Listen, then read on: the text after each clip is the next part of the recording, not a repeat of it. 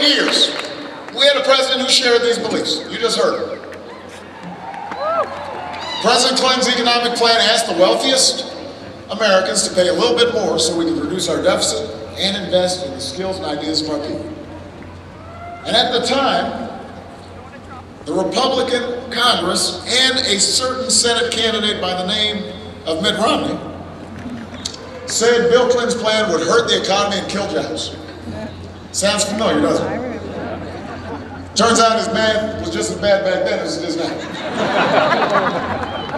Because by the end of President Clinton's second term, America had created 23 million new jobs, and incomes were up, and poverty was down, and the deficit had become the biggest surplus in history.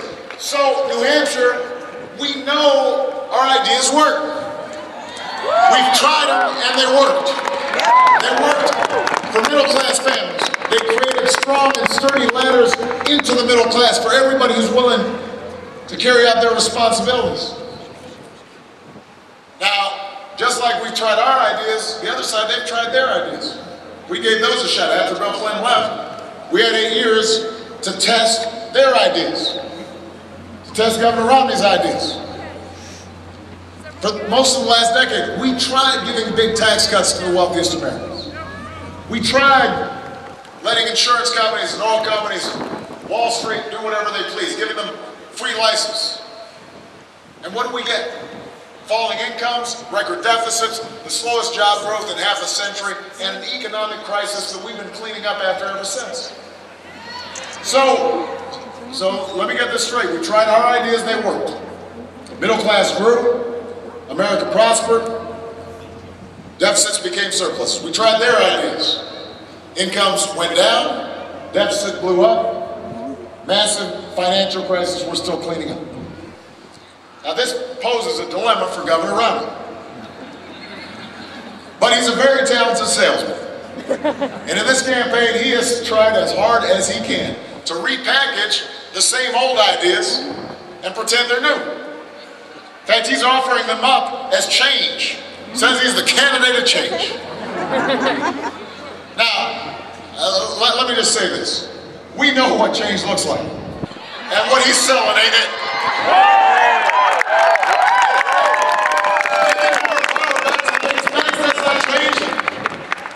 Another $5 trillion tax cut that favors the wealthy, not change.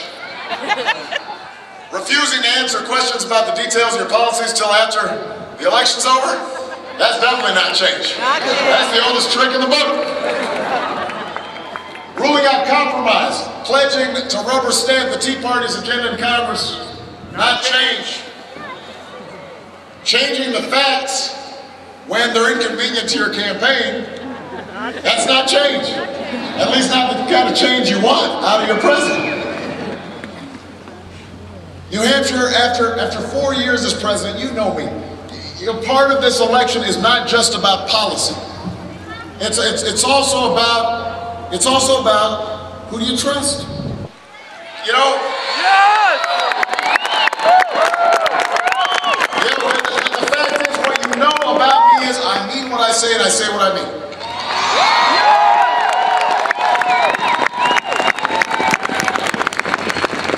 I said I'd end the war in Iraq, I ended it.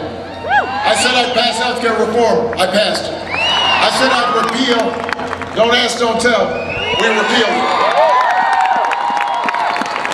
I said I'd expand opportunity for young people to go to college, that's exactly what we did. You may not agree with every policy I've put forward. There have been times where, by the way, Michelle doesn't agree with everything I do. You may be frustrated sometimes with the pace of change. I'm frustrated too sometimes.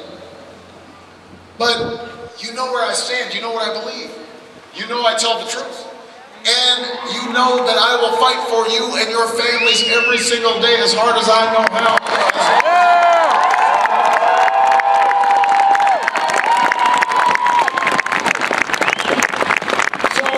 So when you ask yourself the question, who's going to fight for me and bring about real change?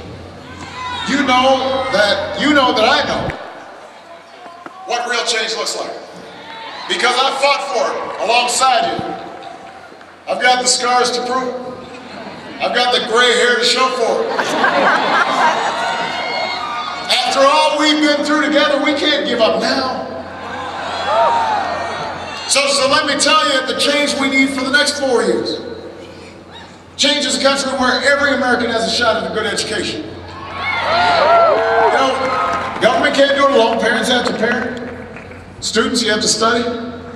But don't tell me hiring more quality teachers won't help this economy grow. Don't tell me that students who can't afford college should just borrow money from their parents. That wasn't an option for me, or Bill Clinton, or Michelle, or a whole bunch of you. That's why I want to cut the growth of tuition in half over the next 10 years. That's why I want to recruit 100,000 new math and science teachers so our country doesn't fall behind. I want to train 2 million Americans in our community colleges with the skills that businesses are hiring for right now. That's what changes.